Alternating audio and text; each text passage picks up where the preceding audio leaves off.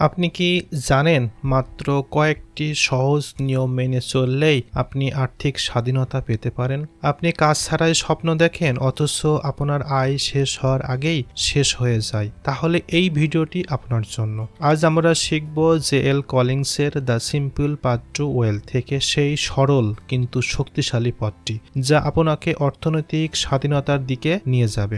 স্বপ্ন দেখুন একটি জীবন যেখানে আপনি আর মাস শেষে পকেট খালি দেখতে পাবেন না। একটি জীবন যেখানে আপনার কাজ আপনার জীবনকে নিয়ন্ত্রণ করে না, বরং আপনি আপনার জীবন নিয়ন্ত্রণ করেন। জেএল কলিংস আমাদের শেখান কিভাবে ঋণমুক্ত হওয়া যায়, সঞ্চয় বাড়ানো এবং সঠিক বিনিয়োগের মাধ্যমে আমরা সেই স্বপ্নকে বাস্তবিত পরিণত করতে পারি। এই ভিডিওতে আমরা শিখব কিভাবে সিম্পল পাথ টু ওয়েলথ অনুসরণ করে ধৈর্য সহকারে বিনিয়োগ ও সরলতা মেনে চললে অর্থনৈতিক স্বাধীনতা অর্জন করা যায়। তাহলে চলুন আজকের আমরা সম্পূর্ণ বইটি চ্যাপ্টার বাই চ্যাপ্টার দেখা শুরু করি।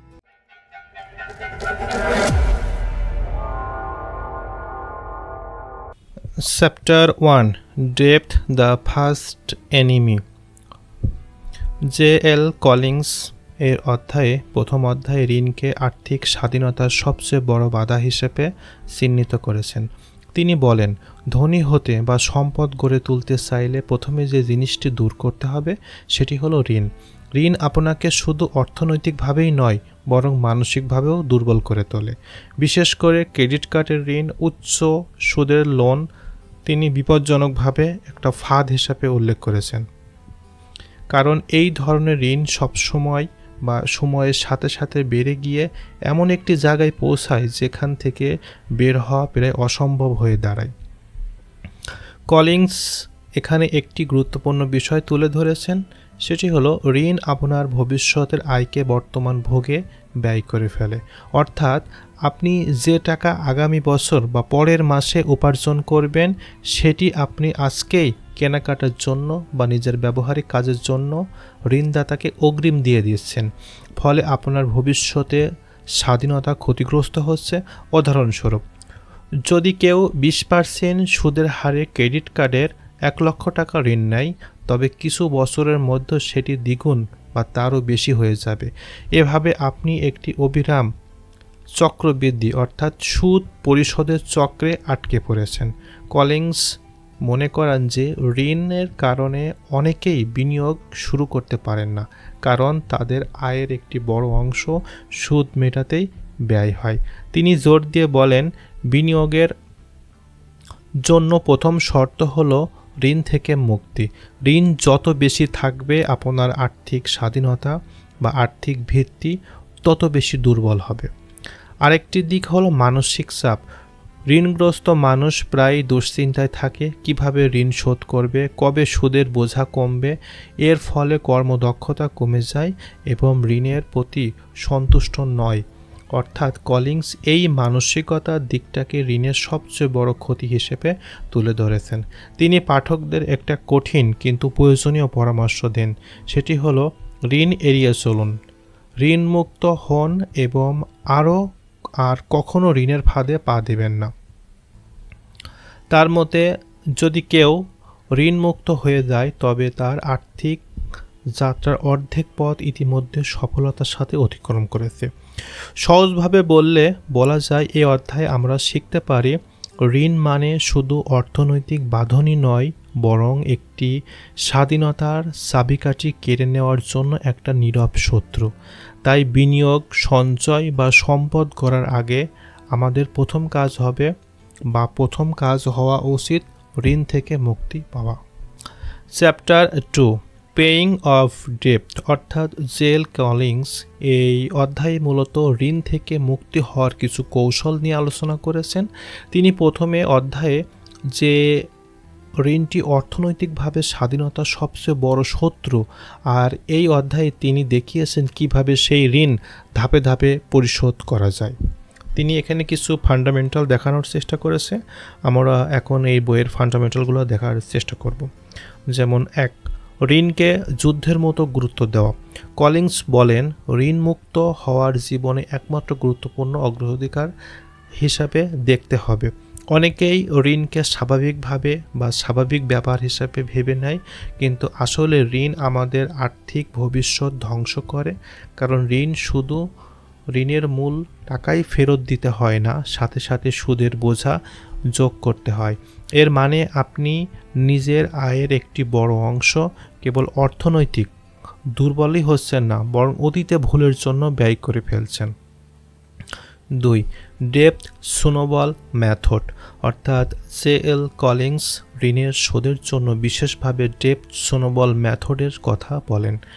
এর মূলনীতিটি হলো, প্রথমে সব ঋণগুলোকে একটি তালিকা করুন। এরপরে সুদের হার বা পরিমাপের উপর ভিত্তি নয়, বরং সবচেয়ে ছোট ঋণটি আগে শোধ করার চেষ্টা করুন অথবা ঋণ দেওয়া শুরু করুন। তারপরে ছোট ঋণ দ্রুত পরিশোধ হয়ে গেলে আপনি মানসিকভাবে একটু উৎফুল্ল বা একটু স্বস্তি অনুভব করবেন। এরপর সেই উৎসাহ নিয়ে পরের ঋণ শোধ করার জন্য পরিকল্পনা করুন ও সেভাবে কাজ করুন। এভাবে ধাপে ধাপে ঋণ শোধ করার সময় যেন একটা বরফের বল অর্থাৎ স্নোবলের নিচে গড়িয়ে যেতে হয়, অর্থাৎ তেমনইভাবে অর্থনৈতিক বা আপনার ঋণ মুক্তির যাত্রা দ্রুত এগিয়ে নিয়ে যায়। 3. মানসিক প্রভাব। কলিন্স বলেন যে ঋণ শোধ করার ক্ষেত্রে মানসিকভাবে বা মানসিক দিকটা সবচেয়ে বড় চালিকা শক্তি। কেউ যদি শুধুমাত্র সুদের হারের ভিত্তি করে ঋণ শোধ করে বা শোধ করা শুরু করে, তবে তখনই তাকে দীর্ঘ সময় ধরে অপেক্ষা করতে হয়। এতে হতাশা আসে, কিছু বা ছোট ঋণ মিটে গেলেও মানসিক চাপ কমে, অর্থাৎ আত্মবিশ্বাস বাড়ে। এটা একটি পজিটিভ ফিডব্যাক লুপ হিসেবে ধরা হয়, যা মানুষকে আরও উৎসাহিত করে। 4টি হলো খরচ নিয়ন্ত্রণের গুরুত্ব। শুধু ঋণ শোধ করার পরিকল্পনা করলে হবে না, এর সাথে সাথে জীবনযাপনের ব্যয় কমাতে হবে। কলিন্স বলেন, অপ্রয়োজনীয় জিনিসপত্র কেনা বন্ধ করুন, লাইফস্টাইল আপগ্রেডের ফাঁদে পড়বেন না, আর আপনার লক্ষ্য হলো দ্রুত ঋণ শোধ করা। তিনি উদাহরণ দিয়ে বলেন, যদি আপনি প্রতিদিন বাইরের খাবারের বদলে ঘরে রান্না করেন, সেই সঞ্চয় বা ঋণ শোধে ব্যবহার করতে পারবেন। 5. ঋণ মুক্তির ফলাফল। ঋণ শোধ হয়ে গেলে আপনার আয়ের পুরোটা আপনার নিজের হাতে থাকে। তখন আপনার টাকাকে আপনি বিনিয়োগে ব্যবহার করতে পারেন, যা ভবিষ্যতে আপনাকে অর্থনৈতিক স্বাধীনতা এনে দেবে। ঋণমুক্ত হওয়ার পর মানুষের মনে মনে একটা স্বস্তি আসে, যা আর্থিক নিরাপত্তার একটি নতুন অধ্যায় খুলে দেয়। চ্যাপ্টার 3, ফাইন্যান্সিয়াল ইন্ডিপেন্ডেন্স, অর্থনৈতিক স্বাধীনতা। এই অধ্যায়ে জে.এল. কলিন্স এমন একটি অবস্থার কথা তুলে ধরেছেন, সেটি হলো ফাইন্যান্সিয়াল ইন্ডিপেন্ডেন্স নামে ব্যাখ্যা করেছেন। এর অর্থ হলো, আপনি যখন এমন পরিমাণ সম্পদ তৈরি করবেন যা থেকে অর্জিত আয় আপনার জীবনযাত্রার সমস্ত ব্যয় নির্বাহ করতে সক্ষম হবে, তখন আপনি অর্থনৈতিক স্বাধীন। অর্থাৎ চাকরি বা নির্দিষ্ট আয়ের উপর নির্ভর না করে আপনি আপনার জীবন বিঘ্নিত চালাতে পারবেন। তিনি এখানে কিছু সাব পয়েন্ট দেখানোর চেষ্টা করেছেন। আমরা এখন এই চ্যাপ্টারের সাব পয়েন্টগুলো দেখার চেষ্টা করব। যেমন 1, অর্থনৈতিক স্বাধীনতা বলতে কি বোঝো বা অর্থনৈতিক স্বাধীনতার সংজ্ঞা।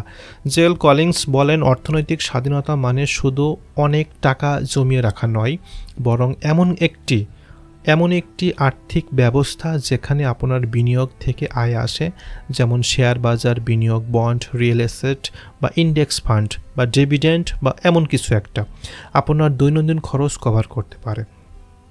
তখন আর চাকরি করতেই হবে না, বরং আপনার চাকরির উপর ফুল ডিপেন্ডেন্ট হতে হবে এমন আর ধরাবাঁধা থাকবে না। আপনি চাইলে কাজ করতে পারেন, আবার না চাইলে নাও করতে পারেন। এটাই হচ্ছে আপনার প্রকৃত স্বাধীনতা।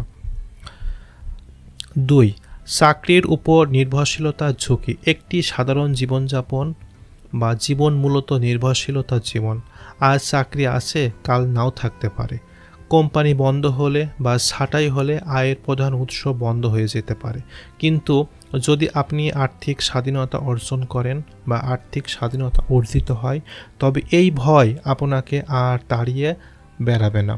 জে.এল. কলিন্স বলেন, চাকরি তখন হবে আপনার পছন্দ বা প্রয়োজনীয় নয়। 3. সঞ্চয় ও বিনিয়োগের ভূমিকা। ফাইন্যান্সিয়াল ইন্ডিপেন্ডেন্স অর্জনের মূল চাবিকাঠি হল উচ্চ সঞ্চয় হার এবং বুদ্ধিমত্তার সাথে বিনিয়োগ। যদি আপনি আপনার আয়ের একটি অংশ সঞ্চয় করেন এবং তা ইন্ডেক্স ফান্ডের মতো বিনিয়োগে অর্থাৎ দীর্ঘমেয়াদী বিনিয়োগ রাখেন, তবে সেই টাকা এই সময়ের সাথে সাথে বাড়তে বাড়তে আপনার অর্থনৈতিক স্বাধীনতার দিকে নিয়ে যাবে। এখানে কম্পাউন্ডিং বা চক্রবৃদ্ধি হারের বৃদ্ধির সবচেয়ে বড় ভূমিকা হিসাবে বর্ণনা করা হয়েছে। 5. ফ্রিডম ভার্সেস রিচনেস অর্থাৎ কলিংস এই অধ্যায়ে একটি গুরুত্বপূর্ণ পার্থক্য তুলে ধরেছেন। তিনি বলেন, অনেকেই ধনী হতে চায়, কিন্তু ধনী হওয়া মানে স্বাধীনতা হওয়া নয়। যদি আপনি বড় বাড়ি, বড় গাড়ি, বিলাসী জীবনযাপন থাকেন কিন্তু তা বজায় রাখতে ক্রমাগত কাজ করতে হয়, তবে আপনি অর্থনৈতিকভাবে স্বাধীন নন। অন্যদিকে যার জীবনযাপন সাদামাটা বা সাদাসিধে, ব্যয় নিয়ন্ত্রণ ও পর্যাপ্ত বিনিয়োগ আয় আছে, তিনি প্রকৃত অর্থে স্বাধীন, ইভেন যদি তার সম্পদের সংখ্যা তুলনামূলক কম হয়। 5. মানসিক প্রভাব। ফাইন্যান্সিয়াল ইন্ডিপেন্ডেন্স কেবল টাকার হিসাবে নয়, মানসিক শান্তিরও প্রতীক। যখন একজন সাধারণ মানুষ জানে যে তার জীবনযাপনের খরচ তার নিজের বিনিয়োগ থেকে আসছে, তখন সে জীবন সাহসী সিদ্ধান্ত নিতে সক্ষম হন, যেমন অপছন্দের চাকরি ছেড়ে দেওয়া, নিজের প্যাশন অনুযায়ী কাজ করা কিংবা ভ্রমণে বেরিয়ে পড়া। জেল কলিংস এটাকে এফ ফর ইয়োর পজিশন এর প্রাথমিক স্তরের সাথে তুলনা করেছেন, যেখানে আপনি জীবনের উপর পূর্ণ নিয়ন্ত্রণ আপনার নিজের হাতে। Chapter 4, the importance of saving rate. এই অধ্যায়ে জেল কলিংস একটি গুরুত্বপূর্ণ সত্য তুলে ধরেছেন। আপনার আয়ের পরিমাণ যত বড়ই হোক না কেন, আসল জিনিস হলো আপনি কতটুকু সঞ্চয় করছেন, অর্থাৎ সেভিং রেট, যা সঞ্চয়ের হারই আপনার আর্থিক ভবিষ্যৎ নির্ধারণ করেন। কলিংস একটি উদাহরণ দিয়েছেন এখানে। যদি দুইজন মানুষ সমান আয় করে কিন্তু একজন 10% সঞ্চয় করে, অন্যজন 50% সঞ্চয় করে, তবে দ্বিতীয় ব্যক্তি অর্থনৈতিক স্বাধীনতার অনেক দ্রুত অর্জন করতে পারবে, কেননা সে তার ব্যয় সীমিত করে বেশি মূলধন বিনিয়োগ করেছেন এবং অর্থনৈতিক স্বাধীনতার সমীকরণে আয় মাইনাস ব্যয় ইকুয়াল টু সঞ্চয়, এই চিরন্তন সত্যটি তিনি ফলো করেছেন। এখানে কলিংস পাঠকদের বোঝান যে অনেকেই আয় বাড়ানোর দিকে বেশি মনোযোগী দেয় কিন্তু ব্যয় নিয়ন্ত্রণ করে না। ফলাফল আয় যতই বাড়ুক, বিনিয়োগ মানের সাথে সাথে খরচও বাড়তে থাকে। এটিকে বলে লাইফস্টাইল ইনফ্লেশন। তিনি সতর্ক করে বলেন যে এই প্রবণতা বা আর্থিক স্বাধীনতার পথে বড় বাধা, কারণ যত বেশি খরচ করবেন তত বেশি সঞ্চয় করতে পারবেন না এবং ফাইন্যান্সিয়াল ইন্ডিপেন্ডেন্স অর্জনের দীর্ঘ সময় লেগে যাবে। কলিংস আরও বলেন, উচ্চ সেভিং রেট মানে আপনি দ্রুত বিনিয়োগ শুরু করতে পারবেন, আর বিনিয়োগ যত বেশি তাড়াতাড়ি শুরু হবে, কম্পাউন্ড ইন্টারেস্ট বা সুদে সুদে অর্থ বৃদ্ধির জাদু তত বেশি বৃদ্ধিতে কাজ করবে। এর ফলে ছোট সময়ের মধ্যে সম্পদ বৃদ্ধি অনেক দ্রুত হয়। আরেকটি দিক হলো কলিংস তুলে ধরেছেন, সেটি হলো সেভিং রেট শুধু টাকার হিসাবে নয়, বরং জীবনযাপনের মানসিকতা। সাশ্রয়ী ও সচেতনতাভাবে জীবনযাপন করলে আপনি অর্থনৈতিক চাপ থেকে মুক্তি থাকবেন। এভাবে আপনি কম খরচে অভ্যস্ত হবেন ও ফাইন্যান্সিয়াল ইন্ডিপেন্ডেন্স অর্জনের জন্য আপনার ভূমিকা বা সম্পদের পরিমাণও কমে যাবে। অধ্যায়টি আমাদের যে বিষয়টি শিক্ষামূলক হিসাবে গ্রহণ করার জন্য যে মেসেজটি দেয়, সেটি হলো আর্থিক স্বাধীনতার চাবিকাঠি হলো সঞ্চয়ের হার। আয় বাড়ানো ভালো, কিন্তু ব্যয় নিয়ন্ত্রণ করে সঞ্চয় বাড়ানো হলো আসল পথ। যদি আপনি আপনার আয়ের বড় অংশ সঞ্চয় করতে শেখেন, তাহলে আপনি অনেক দ্রুত সিম্পল পাথ অফ ওয়েলথ এর গন্তব্যে পৌঁছে যাবেন। Chapter 5, the market always goes up. JL Collins এই অধ্যায়ে শেয়ার বাজারের মৌলিক একটি সত্য তুলে ধরেছেন। বাজার সর্বদা ওঠানামা করে, কিন্তু দীর্ঘমেয়াদী এর ঊর্ধ্বগতি হয়। ইতিহাস প্রমাণ করে যে বিভিন্ন অর্থনৈতিক সংকট, মন্দা ও অস্থিরতা আসলে বাজারের শেষ পর্যন্ত বা পূর্বের তুলনায় আরও উপরে উঠে যায়। যেমন স্বল্পমেয়াদী ওঠানামা বনাম দীর্ঘমেয়াদী প্রবৃদ্ধি। অর্থাৎ কলিন্স বোঝান যে বিনিয়োগকারীরা সাধারণত স্বল্পমেয়াদী ওঠানামা দেখে আতঙ্কিত হয়ে পড়েন। বাজারে কয়েক মাস বা কয়েক বছর পতনে থাকতে পারে, কিন্তু দীর্ঘ সময় ধরে বাজার সব সময় বৃদ্ধি পেয়েছে। উদাহরণস্বরূপ যুক্তরাষ্ট্রীয় শেয়ার বাজার বা গ্রেট ডিপ্রেশনের সময় 1929 বা ডটকম বাবল 2000 সাল এবং 2008 সালের আর্থিক সংকট সবগুলোই বড় ধরনের পতন ঘটেছিল, কিন্তু এর প্রতিবারই বাজার আবার পুনরুদ্ধার হয়েছে এবং আরও উপরে উঠেছে। যেমন ভয় ও আতঙ্ক থেকে মুক্তির সিদ্ধান্ত।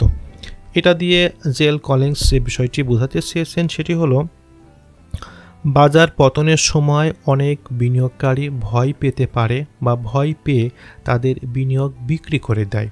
কলিন্স বলেন, এটাই সবচেয়ে বড় ভুল।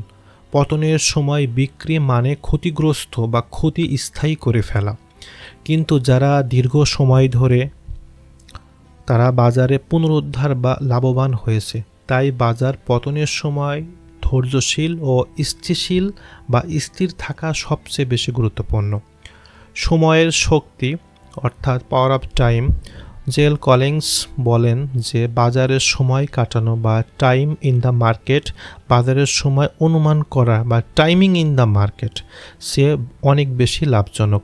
কেউ ঠিকঠাকভাবে ভবিষ্যৎ বলতে পারে না কখন বাজার নামবে বা উপরে উঠবে, কিন্তু যারা দীর্ঘমেয়াদী বিনিয়োগ করেছেন বা বিনিয়োগে থেকেছেন তারা সর্বদাই লাভবান হয়েছেন। সময়ের সাথে সাথে কম্পাউন্ড ইন্টারেস্ট কাজ করে এবং সফল বা সম্পদ বৃদ্ধি করে। বাজারের স্বাভাবিক বৈশিষ্ট্য। কলিন্স শেয়ার বাজারের একটি ঢেউ বা সিঁড়ির সঙ্গে তুলনা করেছেন। ঢেউ ওঠানামা করে কিন্তু সিঁড়ি সবসময় উপরে দিকেই এগিয়ে যায়। বাজার ওঠানামা থাকবে কিন্তু দীর্ঘমেয়াদী দিকটা সবসময় ঊর্ধ্বগামী। এই সত্য উপলব্ধি করলে বিনিয়োগকারীর অস্থিরতার দিকে চিহ্নিত হবেন না। চ্যাপ্টার 6 ইনভেস্টিং বেসিস অর্থাৎ বিনিয়োগের মূল ধারণা। এই অধ্যায়টিতে জেএল কলিন্স বিনিয়োগে সহজভাবে বোঝানোর চেষ্টা করেছেন। তিনি বলেন, বেশিরভাগ মানুষ বিনিয়োগকে জটিল মনে করেন কারণ তারা শেয়ার বাজার, বন্ড, মিউচুয়াল ফান্ড বা রিয়েল অ্যাসেটের ভেতরের খুঁটিনাটি বুঝতে চায়। অথচ বিনিয়োগ আসলে জটিল নয়, বরং সরল। কলিন্স মনে করিয়ে দেন যে অর্থনৈতিক স্বাধীনতা অর্জনের জন্য বিনিয়োগ অপরিহার্য এবং মূল বৈশিষ্ট্য হলো আপনার অর্থকে এমনভাবে কাজে লাগানো যাতে সময়ের সাথে সাথে তা বৃদ্ধি পায়। এই চ্যাপ্টারটির ভিতরে জেল কলিন্স তিনি তার কিছু ফান্ডামেন্টাল মেথড দেখানোর চেষ্টা করেছে। আমরা এখন সেই মেথডগুলো দেখার চেষ্টা করব। যেমন নাম্বার 1, বিনিয়োগের মূল উদ্দেশ্য। কলিন্স প্রথমে একটি গুরুত্বপূর্ণ প্রশ্নের উত্তর দেন, সেটি হলো কেন বিনিয়োগ করা প্রয়োজন।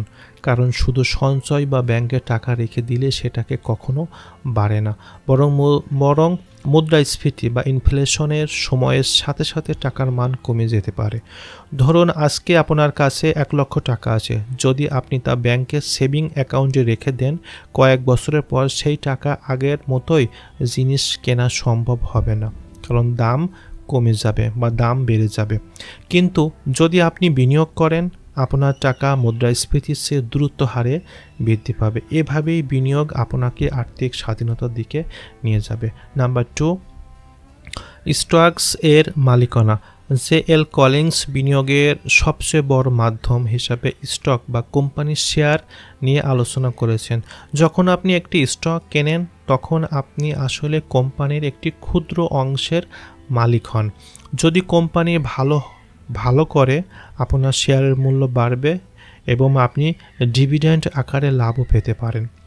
দীর্ঘ সময় ধরে স্টক বিনিয়োগে সাধারণত মানুষের বেশি রিটার্ন দেয়, তবে এর ঝুঁকিও আছে। বাজার কখনো কখনো হঠাৎ নিচে নেমে যেতে পারে।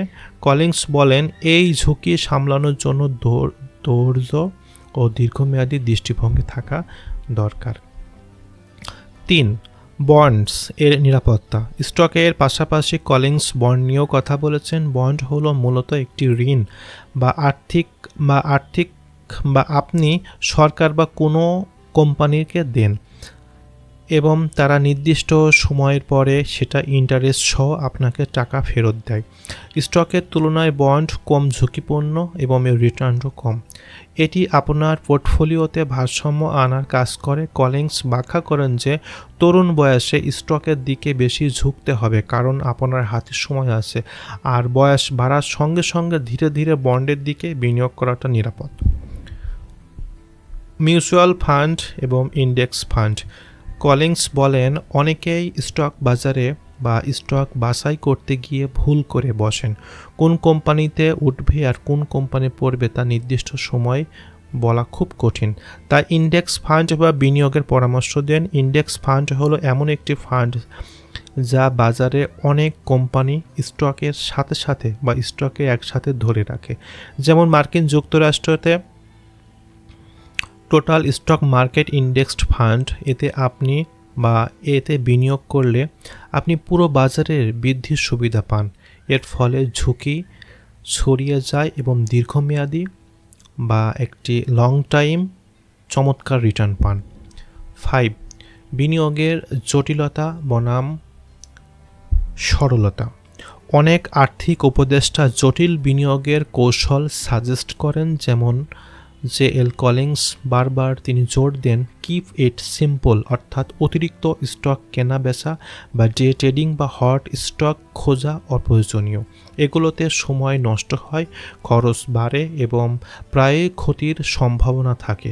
কিন্তু যদি আপনি সঠিকভাবে একটি কম খরচে ইন্ডেক্স ফান্ডে লং টাইম ইনভেস্ট করেন, সেটিতে আপনার নিশ্চিত সম্পদ বৃদ্ধি পাবে। 6. আবেগ নিয়ন্ত্রণ ও ধৈর্যের গুরুত্ব। কলিন্স মনে করেন যে বিনিয়োগের ক্ষেত্রে আবেগ নিয়ন্ত্রণ সবচেয়ে বড় দক্ষতা। বাজার নামবে, মানুষ ভয়ে বিক্রি করে দেয়, আবার উঠলে লোভে কিনে ফেলে। এই আচরণের ক্ষতির মূল কারণ। তাই কলিন্স বলেন, বাজারে ওঠানামা করতে হলে বা ওঠানামা করতে দিন, কিন্তু আপনার বিনিয়োগে ধরে রাখুন। দীর্ঘ সময় ধরে বিনিয়োগ করলে বাজার সবসময় ঊর্ধ্বগামী হয়। Chapter 7, the 401k and others retirement account. চ্যাপ্টারটির মূল বক্তব্যটি হলো, এই অধ্যায়ে জে.এল. কলিন্স বোঝান যে দীর্ঘমেয়াদী আর্থিক নিরাপত্তা বা অর্থনৈতিক স্বাধীনতা বা ফাইন্যান্সিয়াল ইন্ডিপেন্ডেন্স অর্জনের অন্যতম শক্তিশালী উপায় হলো সুবিধাপ্রাপ্ত ট্যাক্স অ্যাডভান্টেজ, অর্থাৎ রিটায়ারমেন্ট অ্যাকাউন্টে বিনিয়োগ করা। তিনি বিশেষভাবে 401k অর্থাৎ IRA বা ইন্ডিভিজুয়াল রিটায়ারমেন্ট অ্যাকাউন্ট এবং রোথ IRA সম্পর্কে আলোচনা করেছেন। এগুলো হলো মার্কিন যুক্তরাষ্ট্রে ব্যবহৃত হলেও এই ধারণা যে কোনো বিনিয়োগকারীর জন্য গুরুত্বপূর্ণ, অর্থাৎ ট্যাক্স অ্যাডভান্টেজ, লং টার্ম প্রবৃদ্ধি ও কম্পাউন্ড ইন্টারেস্টের শক্তি। 401k কোম্পানি প্রদত্ত রিটায়ারমেন্টের অ্যাকাউন্ট। তিনি 401k হলো মার্কিন যুক্তরাষ্ট্রের সবচেয়ে জনপ্রিয় অবসরকালীন সঞ্চয় ব্যবস্থা। এটি সাধারণত কোম্পানি তাদের কর্মচারীদের জন্য প্রদান করে থাকে। এর কিছু সুবিধা আছে, যেমন প্রি ট্যাক্স কন্ট্রিবিউশন। আপনি যদি 401kতে যারা বিনিয়োগ করেন তা আপনার ট্যাক্সের বা ট্যাক্সেবল আয় থেকে বাদ যাবে, ফলে এখানে আপনার কম ট্যাক্স দিতে হবে। Number 2, employer match.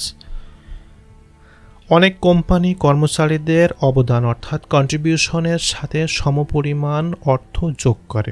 যেমন আপনি যদি বেতনের 5% 401kতে রাখেন, আপনার কোম্পানি হয়তো আরও 5% যোগ করবে। এটিতে বলা হয় ফ্রি মানি।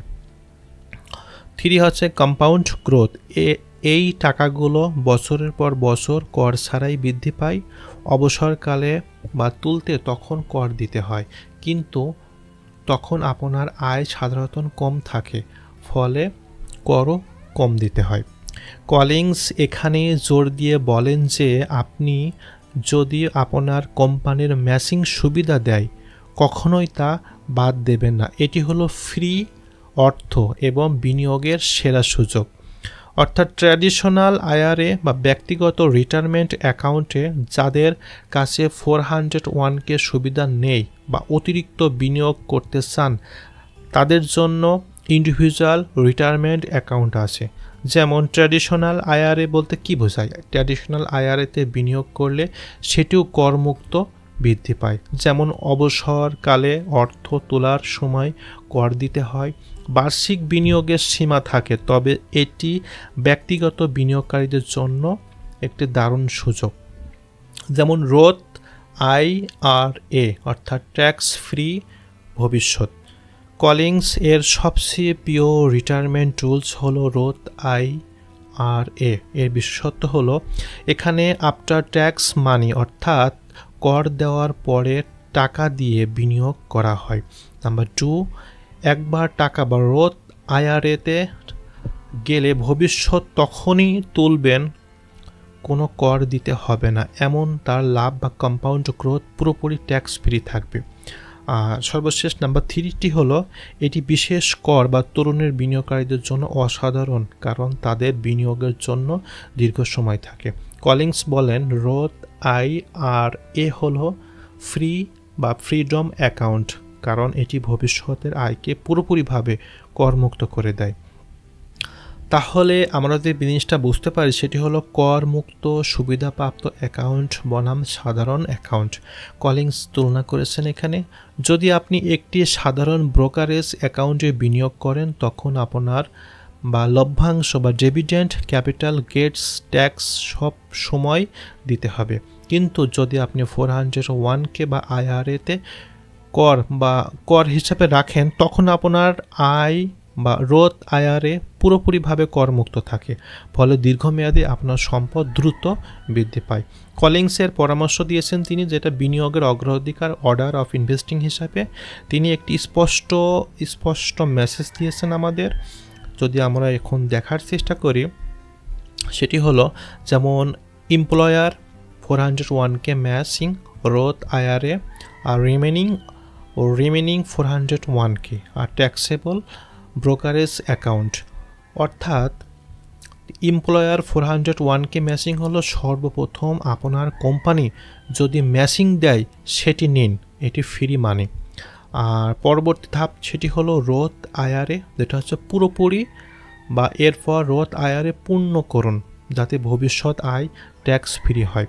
আর রিমেনিং আইআরএ হলো 401k, যদি আরও অর্থ থাকে তবে 401kতে বিনিয়োগ করুন। সর্বশেষ ট্যাক্সেবল ব্রোকারেজ অ্যাকাউন্ট হলো সর্বশেষ, যদি আরও বা সারপ্লাস অর্থ থাকে সাধারণ ব্রোকারেজ অ্যাকাউন্টে বিনিয়োগ করুন। তিনি এই বিষয়টি আমাদের খুব সুষ্ঠুভাবে বোঝানোর চেষ্টা করেছেন এবং এখান থেকে তিনি আমাদের যে ফাইনাল মেসেজটি দিয়েছেন সেটি হলো এই অধ্যায়ে আসল শিক্ষা হলো কর সুবিধাপ্রাপ্ত অ্যাকাউন্ট ব্যবহার না করা মানে হলো সুযোগ হারানো। সরকার এই সুবিধাগুলো তৈরি করেছে মানুষের সঞ্চয় ও বিনিয়োগে উৎসাহিত করতে। কলিংসের মতে ধনী হতে চাইলে শুধু আয় নয়, বরং কিভাবে আয়কে ট্যাক্স ইফিসিয়েন্ট করে বিনিয়োগ করা যায় সেটি শেখা সবচেয়ে গুরুত্বপূর্ণ। একজন তরুণ বিনিয়োগকারী যদি রোথ আইআরএতে প্রতি বছর সীমিত পরিমাণ অর্থ বিনিয়োগ করে তবে কম্পাউন্ড গ্রোথে কারণে 30 থেকে 40 বছর পরে সেটি ছোট ছোট অবদানে বিশাল সম্পদে পরিণত হবে, আর সেই অর্থ পুরোপুরিভাবে ট্যাক্স ফ্রি থাকবে। Chapter 8 why F for money is important. এই অধ্যায়টি জিএল কলিংস এমন একটি ধারণা তৈরি করেছেন যেখানে তিনি বলেন ওয়াই ফর ইউ মানি। সহজভাবে বলতে গেলে এটি হলো আপনার জীবনে এমন একটি অর্থনৈতিক অবস্থা পৌঁছানো যেখানে টাকা আপনাকে বেঁধে রাখতে পারে না, অর্থাৎ আপনি যে কোনো সময় একটা সিদ্ধান্ত নিতে পারবেন যা আপনার জন্য গুরুত্বপূর্ণ, অন্য কেউ আপনার উপর বা কোনো কিছু চাপিয়ে দিতে পারবে না। যেমন স্বাধীনতার অর্থ, কলিংস বোঝান যে বেশিরভাগ মানুষ চাকরি বা আয়ের জন্য এমন কিছু নিয়ম মেনে নেয় যা আসলেই করতে চায় না। অনেকেই এমন বয়সের অধীনে বা অনেকেই এমন বসের অধীনে কাজ করে যাকে তারা পছন্দ করে না, এমন একটি চাকরিতে আটকে থাকে যা মানসিকভাবে তাদের শান্তি কেড়ে নেয়। এর মূল কারণ হলো আর্থিক দুর্বলতা। যখন আপনার কাছে পর্যাপ্ত পরিমাণ সঞ্চয় বা বিনিয়োগ থাকে বা আশা করা যায় তখন আপনি বলতে পারেন আমি আর এই চাপ নিতে চাই না। এটি হলো এফ ফর ইউ মানি এর শক্তি। এটি কেবল ধন নয়, মানসিক নিরাপত্তা। জেল কলিংস তিনি ব্যাখ্যা করেছেন যে এ ফর ইউ মানি মানে হলো কোটি কোটি টাকা নয়, এটি এমন একটি স্তর যেখানে আপনার কাছে যথেষ্ট পরিমাণ অর্থ জমা আছে যাতে আপনার আয় আর ভয় বা চাপের সিদ্ধান্ত নিতে হবে না। তিনি একটি উদাহরণ দেখিয়েছেন, আপনার কাছে ধরুন 6 থেকে 1 বছরের ব্যয় কভার করার মতো সঞ্চয় আছে। তখন হঠাৎ চাকরি চলে গেলে বা কাজ থেকে বিরত নিতে চাইলে আপনার মাথায় চাপ থাকবে না, বরং অল্প থাকবে, কিন্তু এটি মানসিক প্রশান্তি আরও বেশি দিবে। ক্যারিয়ারের স্বাধীনতার ভূমিকা। কলিংস বলেন, অনেকে এমন কাজের মধ্য থাকে যারা ঘৃণা করে বা কেবল টাকার জন্য সে কাজটি করতে বাধ্য হয়, কিন্তু এ ফর মানি থাকলে আপনার কাছে বিকল্প থাকে। আপনি চাইলে চাকরি ছাড়তে পারেন, নিজস্ব ব্যবসা শুরু করতে পারেন বা কিছুদিনের জন্য ভ্রমণে যেতে পারেন।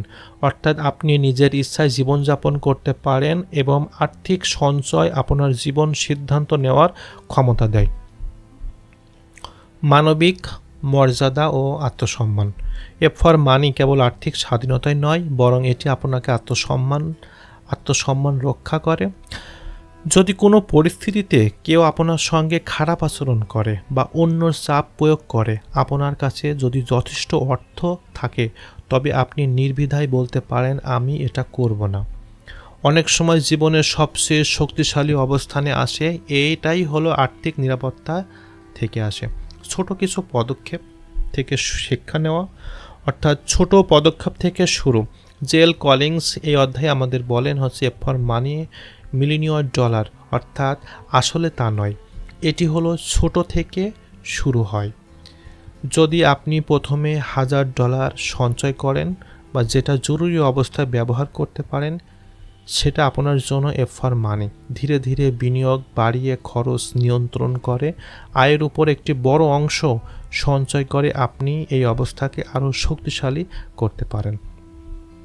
অর্থাৎ এই অধ্যায়ের সবচেয়ে বড় শিক্ষাটি হলো, টাকা কেবল ব্যয় বা বিল মেটানোর মাধ্যমে নয়, বরং এটি একটি শক্তি ও স্বাধীনতা। যখন আপনার হাতে যখন আপনি আর ভয় পাবেন না, তখন আপনার জীবন অনেক সহজ হবে। কলিংস পাঠকদের অনুপ্রাণিত করার জন্য যে মেসেজটা দিয়েছেন সেটি হলো, দ্রুত সঞ্চয় করুন ও এ ফর মানি তৈরি করুন। এটি প্রথম ছোট হতে পারে, কিন্তু ধীরে ধীরে আপনার জীবনের সবচেয়ে বড় নিরাপত্তার উৎসে পরিণত হবে। Chapter 9, investing in index fund. Collins এই চ্যাপ্টারে বিনিয়োগের সবচেয়ে সহজ ও কার্যকরী নিরাপদ উপায় হিসেবে ইন্ডেক্স ফান্ডকে উপস্থাপন করেছেন। তিনি ব্যাখ্যা করেন যে অধিকাংশ মানুষ যারা স্টক মার্কেটে ব্যক্তিগতভাবে বা সক্রিয়ভাবে বিনিয়োগ করে, তারা দীর্ঘমেয়াদী বাজারে গড় রিটার্ন অর্জন করতে সক্ষম হয় না, কারণ ইন্ডিভিজুয়াল স্টক নির্বাচন বা ফ্রিকোয়েন্ট ট্রেডিংয়ের অনেক ঝুঁকি যা অতিরিক্ত খরচের সাথে যুক্ত। ইন্ডেক্স ফান্ডের সমস্যার সমাধান করে। এটি একটি ফান্ড যা বাজারের বড় অংশ বিনিয়োগ করে। উদাহরণস্বরূপ ধরেন S&P অর্থাৎ সারপ্লাস প্রাইস 500 ইন্ডেক্স ফান্ড মার্কেটে 500টি বড় কোম্পানি স্টকে বিনিয়োগ করে। এর মাধ্যমে আপনি বিনিয়োগকারীরা সহজেই বাজারের রিটার্নের সাথে তাল মিলিয়ে লাভ করতে পারে। কলিংস আরও বলেন, ইন্ডেক্স ফান্ড বিনিয়োগ করতে হলে খরচ কমে যায়, এতে ফান্ড ম্যানেজমেন্ট ফি এবং এক্সপেন্স রেশিও অনেক কম, তাই দীর্ঘমেয়াদী কম্পাউন্ড গ্রোথের সময় সুবিধা প্রদান করে। তিনি বিশেষভাবে অর্থাৎ ভেঞ্চার ইন্ডেক্স ফান্ড এর ব্যবহার করার পরামর্শ দেন, কারণ এটি হলো লো কস্ট এবং বিশ্বস্ত। বিনিয়োগকারীরা যে কোনো সময় বাজারে ওঠানামার আতঙ্কিত না হয়ে বিনিয়োগ ধরে রাখতে পারেন, কারণ ইন্ডেক্স ফান্ডে প্রকৃত বাজারের লং টার্ম গ্রোথকে ক্যাপচার করে। এই চ্যাপ্টারটিতে কলিংস আরও স্পষ্টভাবে গুরুত্ব দিয়ে যে বিষয়টি তুলে ধরেছেন সেটি হলো ডাইভার্সিফিকেশন, অর্থাৎ ইন্ডেক্স ফান্ড স্বয়ংক্রিয়ভাবে ডাইভার্সিফাইড। তিনি একাধিক কোম্পানি, খাত বা শিল্পের বিনিয়োগ করলে ফলে ইন্ডিভিজুয়াল স্টক বা ঝুঁকি অনেকাংশই কমে যায়। বিনিয়োগকারীরা বাজারের পতনের সময় প্যানিক সেল থেকে বিরত থাকে এবং লং টার্ম গ্রোথ উপভোগ করতে থাকে।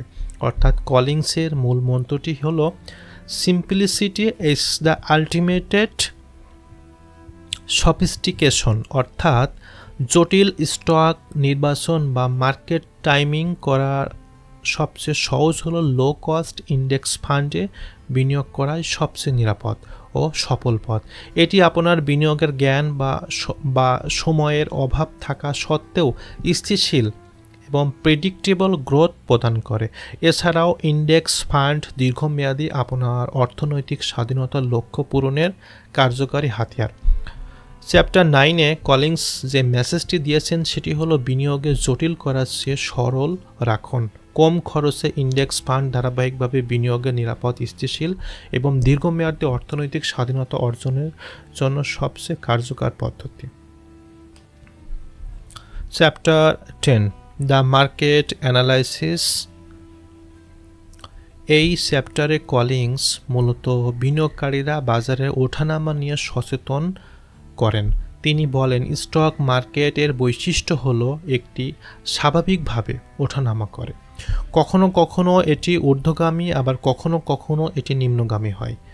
এটি পরিবর্তনশীল, প্রায়শই সংক্ষিপ্ত সময়ের মধ্যে ঘটে। বিনিয়োগকারীরা মনোবল পরীক্ষা করে। কলিংস এখানে একটিমাত্র মূল বার্তা হিসেবে তুলে ধরেন, সেটি হলো বাজার পতনের সময় আতঙ্কিত হয়ে বিক্রয় করা কখনোই সঠিক সিদ্ধান্ত নয়। কলিংস বোঝান যে সংক্ষিপ্ত সময়ে মন্দার কারণে প্যানিক করা বা বিনিয়োগ থেকে সরে যাওয়া এটা হলো একটা ভুল মানসিকতা। ইতিহাস দেখলে বোঝা যায় বাজার পতন হয় কিন্তু খুব শীঘ্রই পুনরুদ্ধার হয় এবং দীর্ঘমেয়াদী একটি নতুন উচ্চতায় পৌঁছায়। তাই যেসব বিনিয়োগকারীরা সংক্ষিপ্ত মন্দার কারণে স্টক বিক্রি করে দেয় তারা দীর্ঘমেয়াদী বড় ক্ষতির মুখোমুখি হন। চ্যাপ্টারটি হলো time is the market, bed timing in the market. নীতিটি ব্যাখ্যা করেছেন যে এখানে হলো বাজারে সঠিক সময়ে প্রবেশ করার চেয়ে বাজারে দীর্ঘমেয়াদী টিকে থাকা বেশি লাভজনক। অনেক মানুষ চায় বাজারের শীর্ষে বা বাজারের শীর্ষ বিক্রি বা নিচে কিনে লাভজনক হবেন, কিন্তু বাস্তবে এটা অত্যন্ত কঠিন। তাই ধৈর্য ও দীর্ঘমেয়াদী দৃষ্টিভঙ্গি বজায় রাখা সবচেয়ে বড় কার্যকারী কৌশল। কলিংস আরও বলেন বিনিয়োগের মূল উদ্দেশ্য হলো সম্পদ বৃদ্ধি। এটি কখনো কখনো বা একদিন বা এক মাসে অর্জিত হয় না। বাজারে ওঠানামা প্রকৃত বা প্রাকৃতিক প্রক্রিয়ায় ধীরে ধীরে দীর্ঘমেয়াদী লাভে রূপান্তরিত হয়। দীর্ঘমেয়াদী বিনিয়োগের যদি এটা বাস্তবায়ন মেনে চলে এবং প্যানিক না করে তবে তাদের জন্য বাজারে ওঠানামা কেবল একটি ছোট বাধা ছাড়া আর কিছুই নয়। এরই মাধ্যমে আমরা জে.এল. কলিংসের বইটি, সম্পূর্ণ বইটি আমরা চ্যাপ্টার বাই চ্যাপ্টার দেখার চেষ্টা করলাম। আশা করি এই বইয়ের মেসেজগুলো বা কোর ফান্ডামেন্টাল টার্মটি আপনারা বোঝার চেষ্টা করেছেন, বুঝতে পেরেছেন। এ বইয়ের তিনি খুব সংক্ষিপ্ত আকারে যে কনক্লুশনটি দেখানোর চেষ্টা করেছে, আমরা যদি এখন সেই কনক্লুশনটি দেখতে চাই তাহলে আমরা বলতে পারি বইটিতে যে মেসেজটা দিয়েছে আমাদের, অর্থাৎ সর্বশেষ যে লাইনটি উল্লেখ করেছেন জে.এল. কলিংস পুরো বইটির মূল শিক্ষা বা সারসংক্ষেপণ উপস্থাপন করেছেন। এখানে তিনি পাঠকদের মনে করিয়ে দেন যে অর্থনৈতিক স্বাধীনতা অর্জন সহজ হলেও এটি ধৈর্য, নিয়মিত সঞ্চয় এবং সঠিক বিনিয়োগের উপর নির্ভরশীল। কলিংস বলেন জীবনে অর্থনৈতিকভাবে নিরাপদ ও সহজ করার জন্য জটিল কৌশল ও দ্রুত ধন উপার্জনের চেষ্টা করার কোনো প্রয়োজন নেই। মূলত তিনি এই বই চ্যাপ্টারগুলো থেকে তিনি যে মূলনীতিগুলো আমাদের তুলে ধরেছেন সেটি হলো, প্রথমে তিনি আবার মনে করিয়ে দেন যে ঋণমুক্ত থাকা সবচেয়ে বড় ভিত্তি। ঋণমুক্ত মানুষ বা আর্থিক দিক থেকে বন্দী করে রাখে, যেমন বিনিয়োগ করার সুযোগ হ্রাস পায়। তাই ঋণ থেকে মুক্ত হওয়া হলো অর্থনৈতিক স্বাধীনতার প্রথম ধাপ। পরবর্তী গুরুত্বপূর্ণ দিকটি হলো উচ্চ সঞ্চয় হার বজায় রাখা। কলিংস বারবার বলেন আয় নয় বরং কতটুকু সঞ্চয় করছেন তাই গুরুত্বপূর্ণ। বেশি সঞ্চয় করলে বাজার ওঠানামার মধ্যে বিনিয়োগ ধরে রাখা সহজ হয়। তাই তিনি এটাকে ফাইন্যান্সিয়াল ইন্ডিপেন্ডেন্সের দূরত্ব অর্জন করা সম্ভব সক্ষমতা হিসেবে তুলে ধরেছেন। কলিন্স ইন্ডেক্স ফান্ডকে বিনিয়োগের সবচেয়ে কার্যকর ও নিরাপদ উপায় হিসেবে উল্লেখ করেছেন।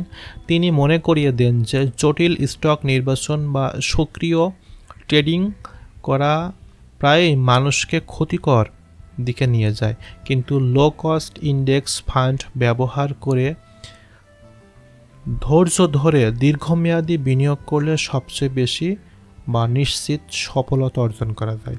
এখানে তিনি বারবার বলেন, time in the market bets timing in the market, অর্থাৎ বাজারের সংক্ষিপ্ত ওঠানামার দিকে আতঙ্কিত না হয়ে দীর্ঘমেয়াদী সময় বিনিয়োগ ধরে রাখা বুদ্ধিমানের কাজ। আরেকটি গুরুত্বপূর্ণ ধারণা হলো এ ফর মানি, যা মানসিক স্বাধীনতার প্রতীক। কলিন্স বলেন, যদি আপনার কাছে পর্যাপ্ত পরিমাণ সম্পদ থাকে, আপনি জীবনে যে কোনো চাপমুক্ত পরিস্থিতিতে বা চাকরি থেকেও স্বাধীন সিদ্ধান্ত নিতে সক্ষম হবেন। এটি হলো শুধুমাত্র আর্থিক নিরাপত্তাই নয়, বরং জীবন নিয়ন্ত্রণ পাওয়ার একটি উপায়। এই চ্যাপ্টারগুলো থেকে আমরা জীবনের সহজ ও শান্তিপূর্ণ করে তোলার জটিল কিছু করার দরকার নেই, বরং এখান থেকে আমরা যে বিষয়গুলো শিখতে পারি, ঋণমুক্ত থাকুন, যথেষ্ট সঞ্চয় রাখুন, ইন্ডেক্স ফান্ডে দীর্ঘমেয়াদী বিনিয়োগ করুন এবং বাজারে ওঠানামা সময় আতঙ্কিত না হয়ে ধৈর্য ও নিয়মিত সঞ্চয় করুন এবং সহজে বিনিয়োগ করে তিনটি মূল উপাদান মিলিয়ে অর্থনৈতিক স্বাধীনতা অর্জন করুন। কলিন্স পাঠকদের উদ্দেশ্য করে তিনি বলেছেন, এটি হলো যে কোনো ব্যক্তি অর্জন করতে পারে যদি সে নিয়মিত চেষ্টা করে ও নিজের আর্থিক স্বাধীনতা বা জীবনকে সফলভাবে পরিচালনা করে দেয়। শেষে তিনি একটি অনুপ্রেরণামূলক যে মেসেজটা আমাদের দিয়েছেন, সেটি হলো অর্থনৈতিক স্বাধীনতা শুধুমাত্র ধন সম্পদের কথাই নয়, বরং এটি জীবনের মানসিকভাবে নিরাপদ, স্বাধীন ও চাপমুক্ত করার পথ। এই সহজ নীতিগুলো অনুসরণ করে ধীরে ধীরে কিন্তু নিশ্চিতভাবে সম্পদ তৈরি করতে পারে এবং জীবন আর্থিকভাবে স্বাধীনতা অর্জন করতে পারে যে কেউ। আশা করি আজকের অডিও বুকটি আপনাদের খুবই ভালো লেগেছে। এমন অডিও বুক শুনতে আমাদের সঙ্গে থাকুন, আমাদের কমিউনিটিতে যুক্ত হন।